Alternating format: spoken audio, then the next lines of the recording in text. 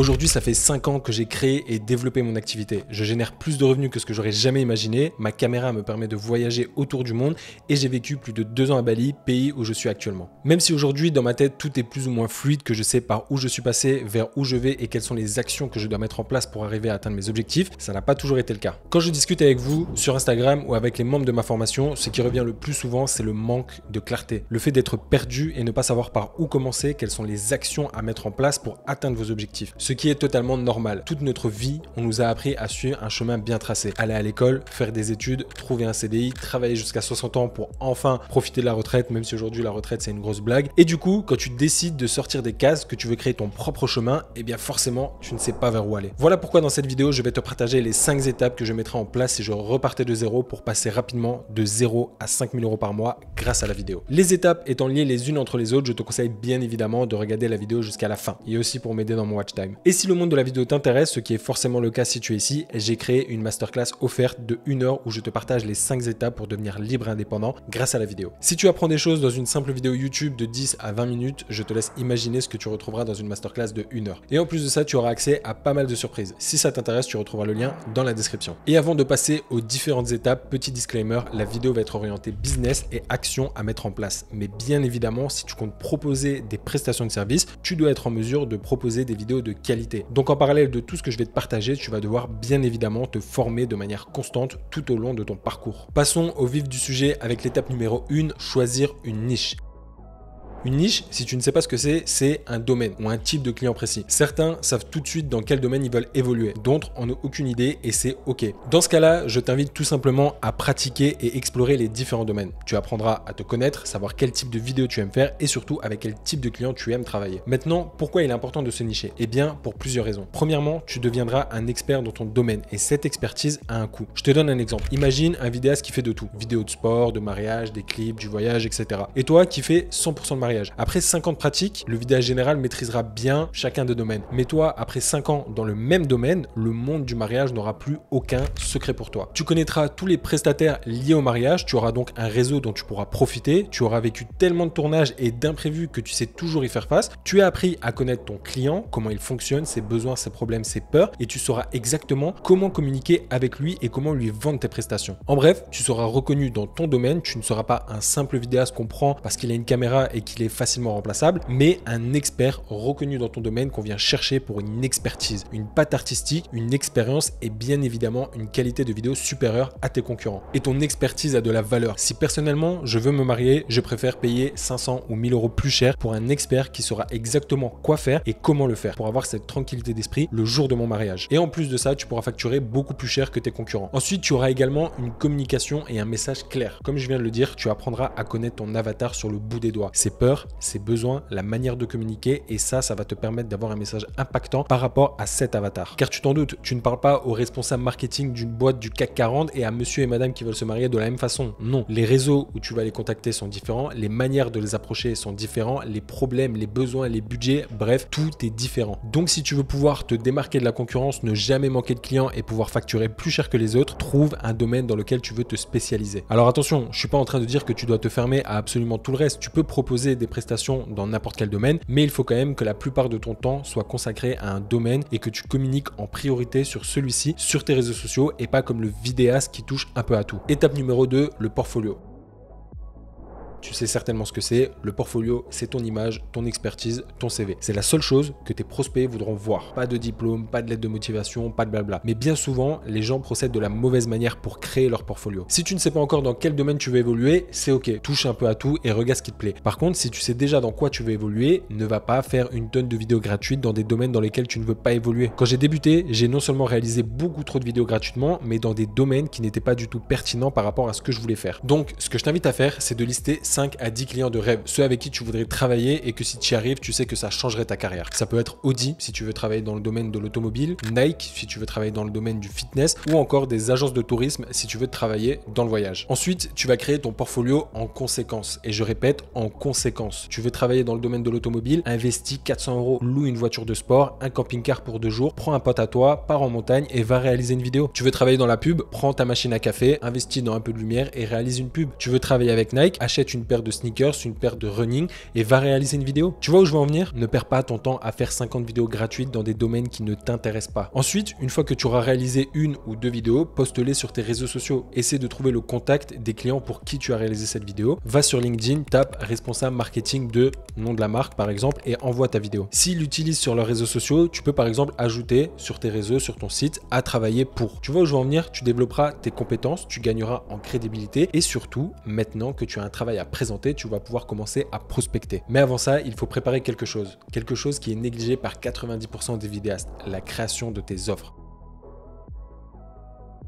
La plupart des vidéastes, et moi le premier quand je débutais, n'ont aucune idée de comment vendre, quoi vendre et combien vendre. Ils ont plus ou moins un taux journalier en tête et font un devis un peu au hasard ou encore à la tête du client. Eh bien sache que c'est une grosse erreur, car en faisant ça, ça revient à dire à ton client, c'est temps à prendre ou à laisser. Donc non seulement tu lui laisses pas trop le choix, mais en plus si tu es trop au-dessus de son budget, tu perds le contrat et si tu es trop en dessous, tu perds de l'argent. Et donc c'est là que les offres entrent en jeu. Prenons l'exemple d'un coach fitness. Il te contacte et te demande une vidéo promo pour son activité sur Instagram. Au lieu de lui dire c'est 1500 €, tu vas lui proposer différentes offres. Par exemple, offre numéro 1, 5 heures de tournage, setup classique, caméra, stabilisateur, une vidéo promo de 30 à 60 secondes, 1500 €. Offre numéro 2, 10 heures de tournage, setup médium, caméra, stabilisateur, matériel audio, drone classique, une vidéo promo de 30 à 60 secondes, un teaser de 20 secondes avant la sortie du programme, un Reels behind the scene du tournage pour partager à sa communauté, 3000 €. Offre numéro 3, 3 jours de tournage, setup premium, caméra, stabilisateur, matériel audio, drone FPV, caméra 360, le tournage et le montage de son programme, une vidéo promo de 30 à 60 secondes, un teaser de 30 secondes, 5 reels pour teaser le programme, 6000 €. Est-ce que tu comprends l'idée? Car là, qu'est-ce qui se passe? Premièrement, tu n'imposes pas un prix à ton prospect, tu lui laisses la possibilité de choisir. Ensuite, tu lui proposes des choses auxquelles il n'avait peut-être pas pensé, comme le tournage du programme par exemple. Et ça peut te faire donc augmenter la demande de ta prestation pour générer plus de chiffre d'affaires. Mais tu vas aussi ouvrir les portes à la négociation, car retiens bien ça, on ne négocie jamais sur l'argent, on négocie en ajoutant ou en enlevant de la valeur. Si par exemple ton prospect veut l'offre numéro 2, mais qu'il veut intégrer du drone FPV, tu peux ouvrir les négociations. C'est tellement plus intéressant de procéder comme ça, plutôt que juste dire ok c'est 3000 € et qu'on te réponde j'ai que 2000 €, désolé au revoir. Je pense que tu as compris l'idée. En tout cas sache que j'en parle plus en détail dans la masterclass offerte. En faisant ça, tu te démarqueras déjà de la plupart de tes concurrents et c'est quelque chose qu'utilisent toutes les entreprises du monde. Tu sais dans quel domaine tu veux évoluer, tu sais comment t'adresser à ton client idéal, tu as développé tes skills, réalisé tes premières productions, bâti ton portfolio et structuré tes offres. Maintenant c'est la guerre, tu vas commencer la prospection.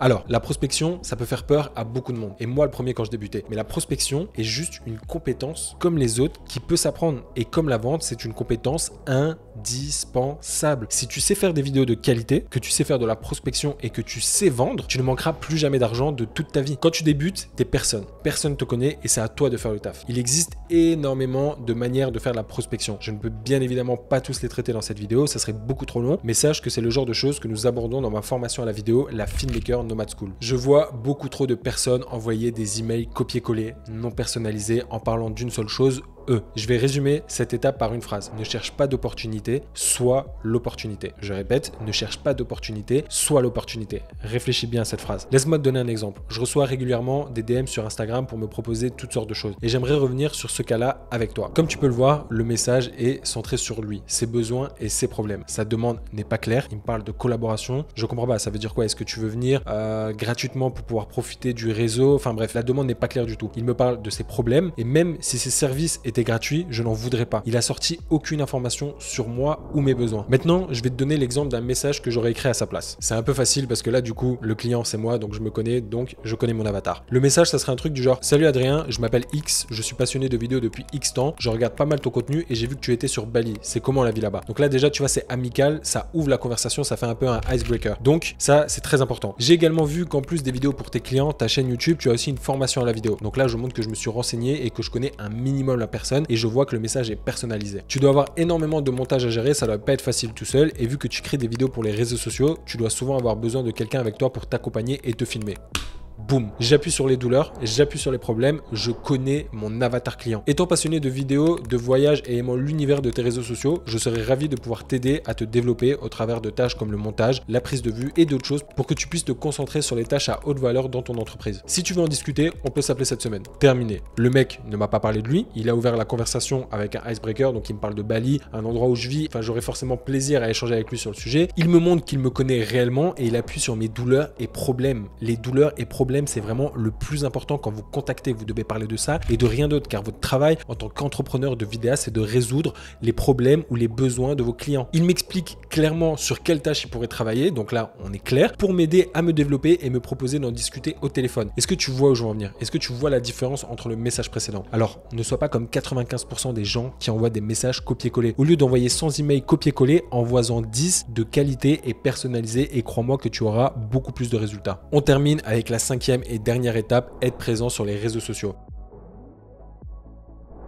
Bon, je t'apprends rien quand je te dis que les réseaux sociaux sont aujourd'hui omniprésents. Le monde évolue vite et le monde audiovisuel aussi. Il est donc important d'être capable de rester informé et évoluer avec son temps. Être présent sur les réseaux sociaux va t'aider sur plusieurs choses. Premièrement, la visibilité. Depuis longtemps maintenant, la vidéo a pris une place énorme sur Instagram avec les Reels. La portée que tu peux avoir est incroyable. Aujourd'hui, c'est bête à dire, mais tu es potentiellement à un Reels de changer ta carrière et donc ta vie. Prenons l'exemple de Jay Christensen, un pilote de drone FPV qui a posté cette vidéo. Tu as peut-être déjà vu une tonne de vidéos dans ce style, faire un plan séquence au drone FPV. Oui, certes, mais Jay a été l'un des premiers à le faire. Sa vidéo est devenue virale et il a été contacté par James Gunn, réalisateur des Gardiens de la Galaxie. Cette simple vidéo a donc changé sa vie. Ensuite, au-delà de la visibilité, c'est d'avoir un endroit où poster ton travail et de le faire voir à tes prospects potentiels. C'est un excellent moyen de ne pas te faire oublier. Je t'explique. Je vis à Bali depuis un bon moment, j'ai élargi mon réseau et j'ai énormément de prospects potentiels ici. Sauf que souvent, les personnes sont occupées, ils n'ont pas le temps à ce moment-là ou c'est juste pas le moment pour eux de créer des vidéos. Mais le fait que ces personnes soient abonnées à moi et que je publie régulièrement des posts, des stories ou encore des behind the scenes, ça revient à toquer chez eux tous les jours en mode